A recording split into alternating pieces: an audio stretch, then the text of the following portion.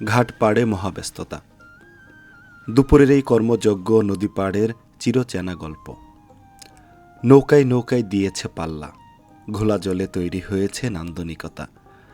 নদী পাড়ের এই জীবন বৈচিত্র্যে ঘেরা, যেন বৈচিত্র্যময় বাংলাদেশের এক টুকরো স্বর্গ। আমি এই মুহূর্তে যে জিনিসটা সামনে, এটি হচ্ছে জাতাকল। প্রাচীন এক পদ্ধতি। আরও 40-50 বছর আগে আমাদের বয়োজ্যেষ্ঠ যারা, তারা এভাবে কালাই ভাঙত। চাচির ঘরে যখন আমরা এটি দেখলাম, তখন এক মুহূর্তের জন্য ফিরে গেলাম ছোটবেলায়, সেই ছেলেবেলায়। নিজেকে সামলাতে পারলাম না এই কাজটি থেকে।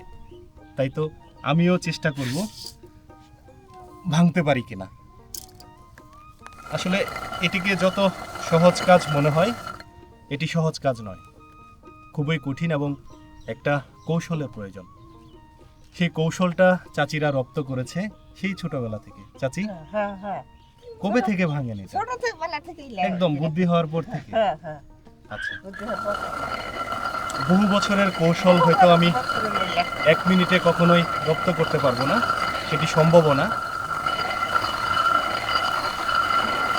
তবে এটার যে একটা শব্দ, মনে হচ্ছে রেল লাইনের উপর রেলগাড়ি যাচ্ছে। আমি এই স্মৃতি বহন করতে চাই আরো বহুদিন। ঠিক আছে চাচি? গুঠাইল হাট, আজ হাটের দিন।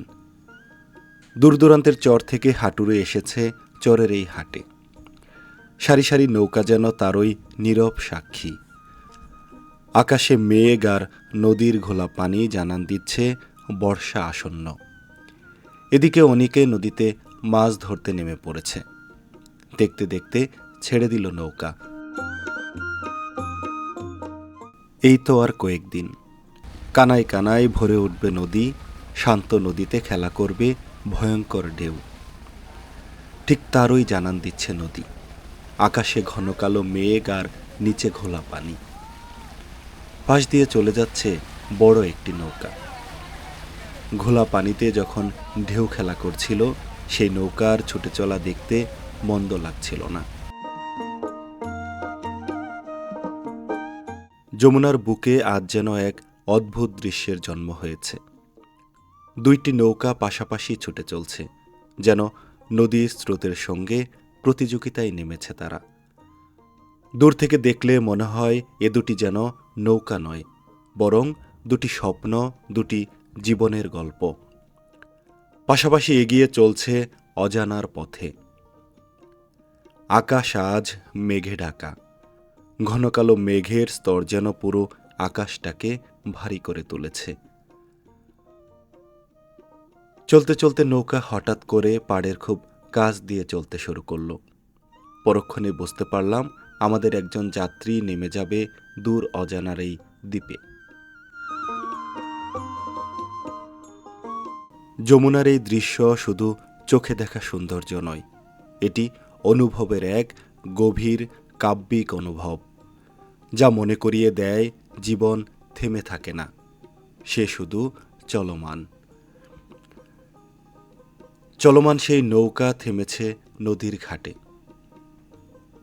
ঘাটে থামার সাথে সাথে চরের এই যাত্রীরা একে একে ফিরতে শুরু করেছে বাড়ির পথ। নদীর পাড় ধরে হাতে মাছ নিয়ে এগিয়ে চলছে এক ছোট্ট বালক। ছোট্ট এই বয়সে নিয়েছে জীবনের শিক্ষা। নদীর পাড় ধরে কিভাবে হাট থেকে ফিরতে হয় সেই তালিম নিয়েছে আরও বেশ আগে। তার কাছে আমরা নেহায়েত শিশু। নৌকা থেকে নেমেছি একটু আগে। নৌকা থেকে নামার পর ঠিক এমন মাঠের মাঝখানের এক পায়ে হাঁটা মেঠু পথ দিয়ে হেঁটে যাচ্ছি সামনের বসতির দিকে। ছবির মতো সুন্দর এক জনপদ শিলদহ, সেই সাথে রয়েছে নানা আতঙ্কের গল্প।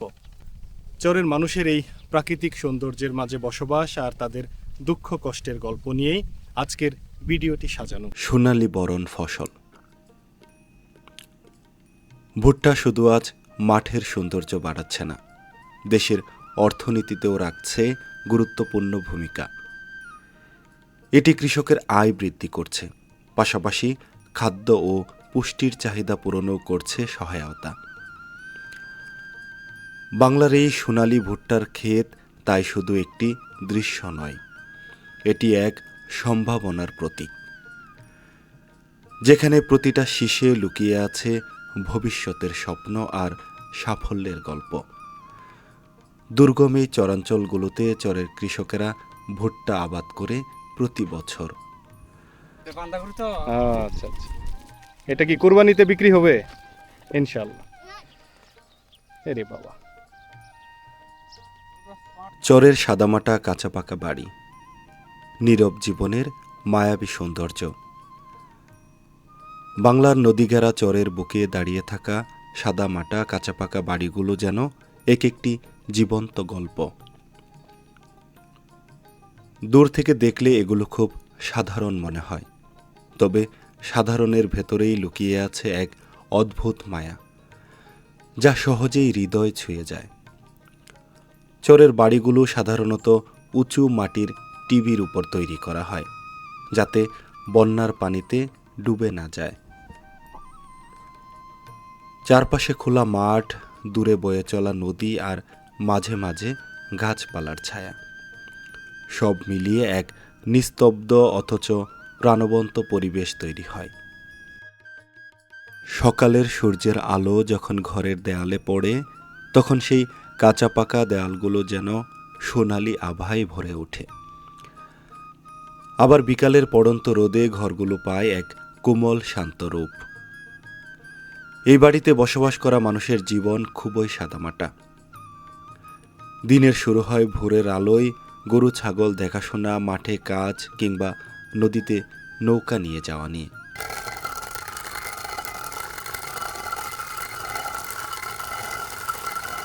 বহু বছর থেকে চলে আসা এক আদিম পদ্ধতি, জাতাকল। ডালজাতীয় শস্য থেকে খোসা ছাড়ানোর এক আদিম যন্ত্র। আমরা যখন ছোট ছিলাম তখন আমাদের মা চাচিরা এভাবে জাতাকলে করে ডালের খোসা ছাড়াতো। সেই জাতাকলের ব্যবহার উঠে গেছে, গ্রাম বাংলায় ঢুকেছে আধুনিকতা। এখন আর সেভাবে জাতাকল দেখা যায় না, তবে দুর্গম এই চরে এসে দেখা পেলাম জাতাকলের। এক চাচি জাতাকলে করে ডালের খোসা ছাড়াচ্ছে। মন্ত্রমুগ্ধ হয়ে দেখছিলাম সেই কর্মপদ্ধতি। জাতাকলের ঘর্ষণে ডালগুলো বের হয়ে আসছে, খোসাগুলো আলাদা ছড়িয়ে যাচ্ছে। জাতাকলের যে সুন্দর একটি শব্দ আসছে, সেটি নিমিষেই মনকে হালকা করছে, শান্ত করছে প্রকৃতি। মুগ্ধ হয়ে শুনছি, দেখছি সেই সুন্দর দৃশ্য।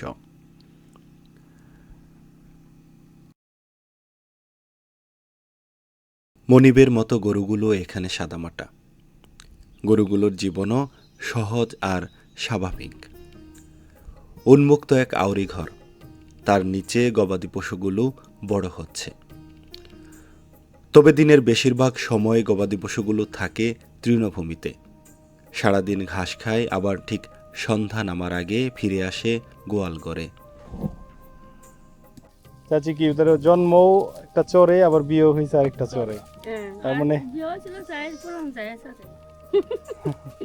তার মানে কি এই যে এক চরা বিয়ে হয়েছে আরেক চরে, আঙ্গুর ভাগ্যই খারাপ। আমরা যারা বি সাইডে টাউন এলাকা জাঙ্গুরে বিজিকে মিলবো, তা মিলে নাই আল্লাহ। চাচি এই চরে কত বছর থেকে?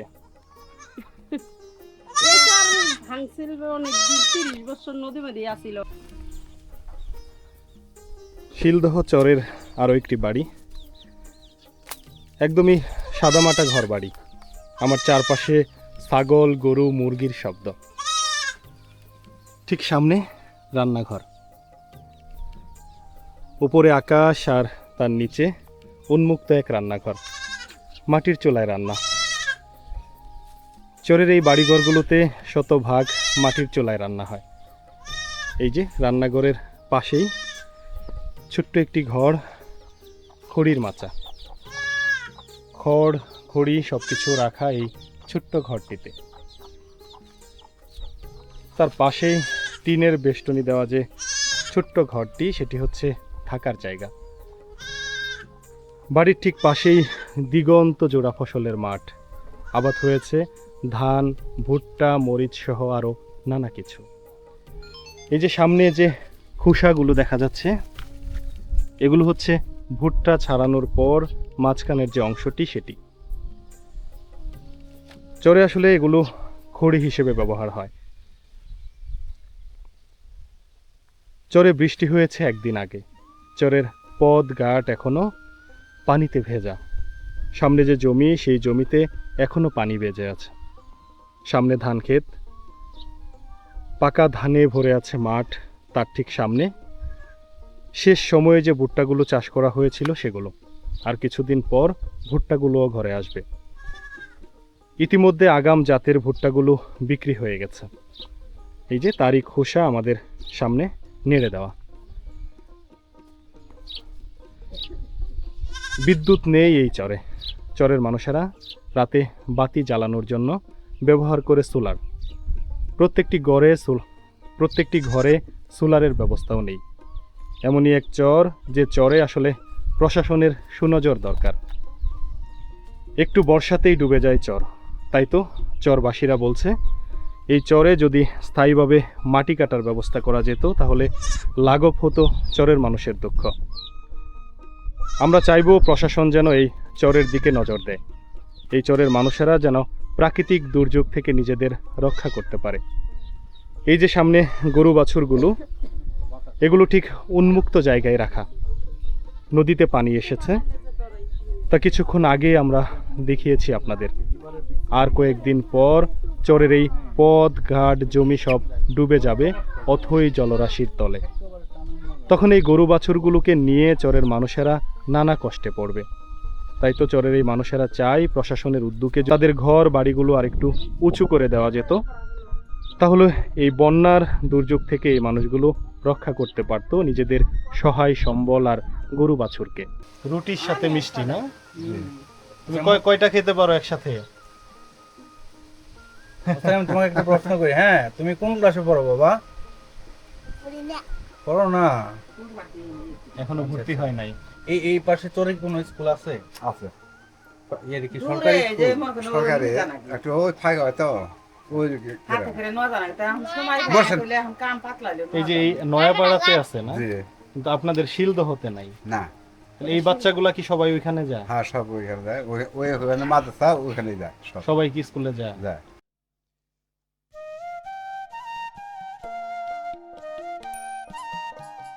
ছনের তৈরি বাড়িতে ভেসে বেড়ায় সরলতার গল্প। ছোট্ট একটি বাড়ি। সেই বাড়ি থেকে বের হয়ে হাঁটা দিলাম সবুজ এক অরণ্যের মাঝ দিয়ে। দুপাশে কতিপয় বসত বাড়ি আর মাঝখানের এক পায়ে হাঁটা পথ। দুপাশের বাড়িগুলো খুব সাধারণ। বড় কোনো গাছের উপস্থিতি নেই, আছে শুধু কলা গাছ।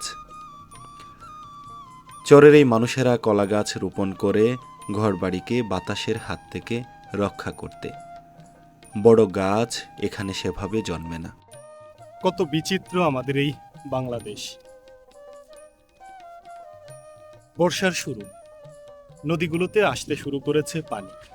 ঠিক তেমনি আমরা যে নদীর পাড় ধরে হেঁটে চলছি তার নাম যমুনা।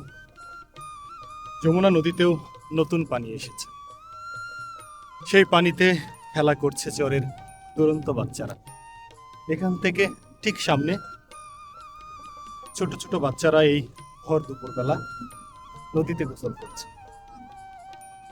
কয়েকদিন আগে যে নদী হেঁটে পার হওয়া যেত, এখন সে নদী পার হতে ব্যবহৃত হয় নৌকা।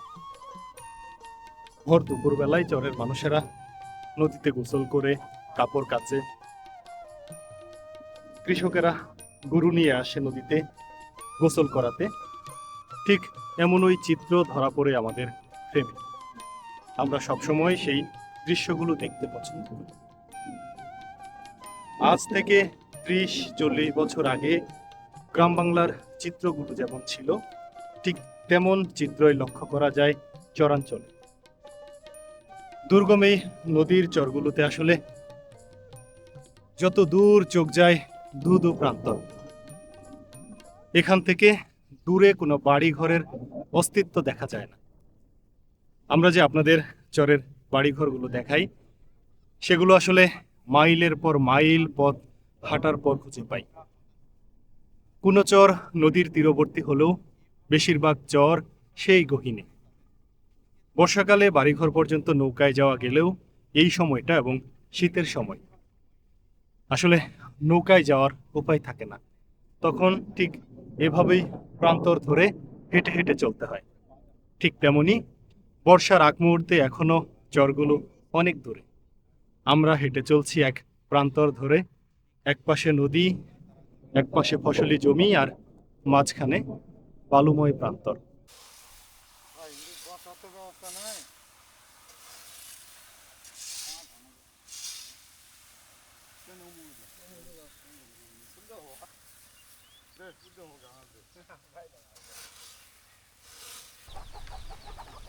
আমরা প্রবেশ করছি এই ছোট্ট বাড়িটির থাকার ঘর। থাকার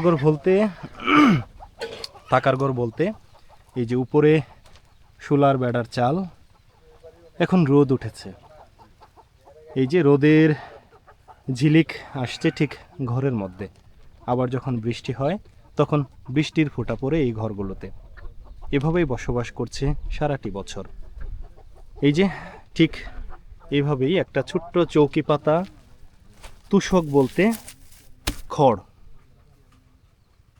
কোনো দামি জিনিসের বালাই নেই, খড় বিছিয়ে যেন শরীরে ব্যথা না লাগে তার জন্য তুষকের ব্যবস্থা করেছে, খড়ের তুষক। উপরে একটি কাঁথা বিছানো, আর তার ঠিক পাশে বিভিন্ন জিনিসপত্র, রান্নাবান্নার জিনিস, জ্বালানি তেল, মেশিন চালানোর জন্য। পাশাপাশি রয়েছে নানা ধরনের ফসল। আর এই যে ঘরে বিভিন্ন কৃষিপণ্য, আর ঠিক ঘরের এক পাশটাতে রয়েছে গবাদি পশু রাখার জায়গা। গবাদি পশু আর মানুষের সহ অবস্থান অন্যান্য চরগুলোর মতো এই চরেও দৃশ্যমান। আমি যদি একটু এই ঘর থেকে বের হই, এই যে বাদামগুলো দেখাচ্ছিলাম, চাচি বাদাম ছাড়াচ্ছেন না, এগুলো এভাবে একটা একটা করে ছাড়ায় রাখতেছেন।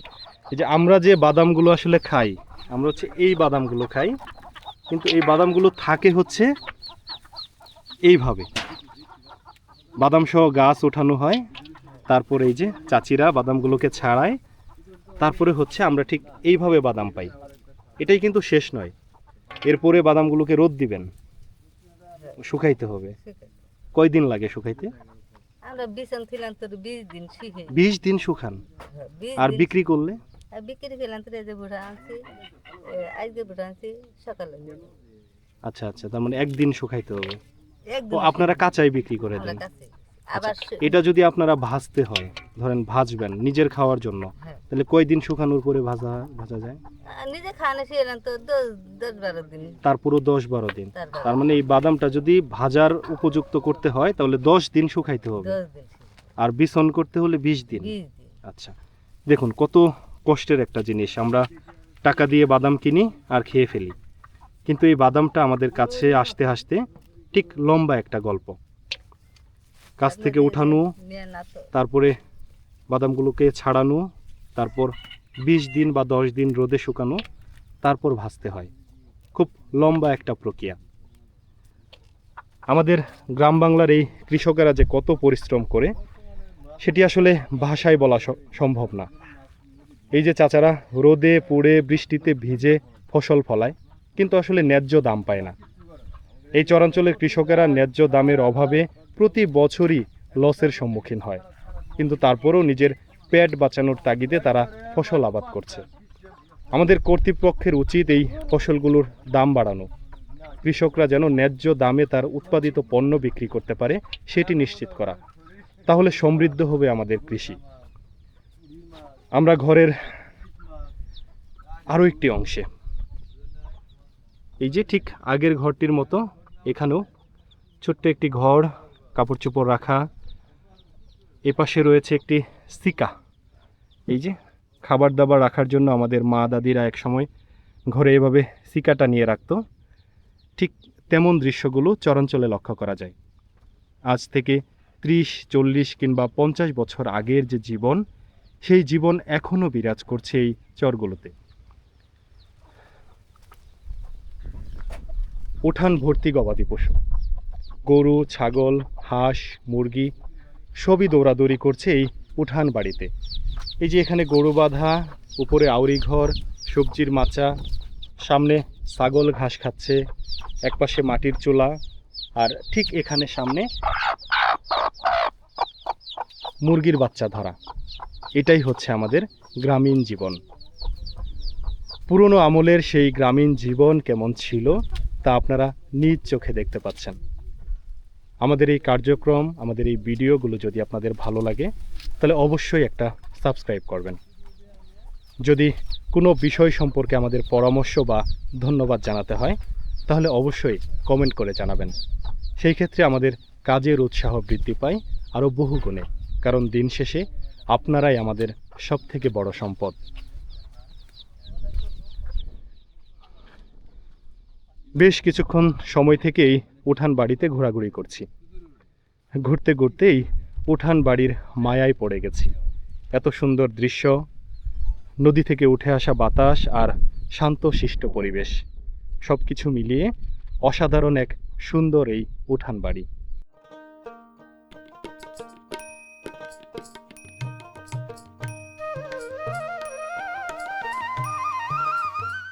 গ্রামের মাঝ দিয়ে চলে গেছে এক মেঠো পথ।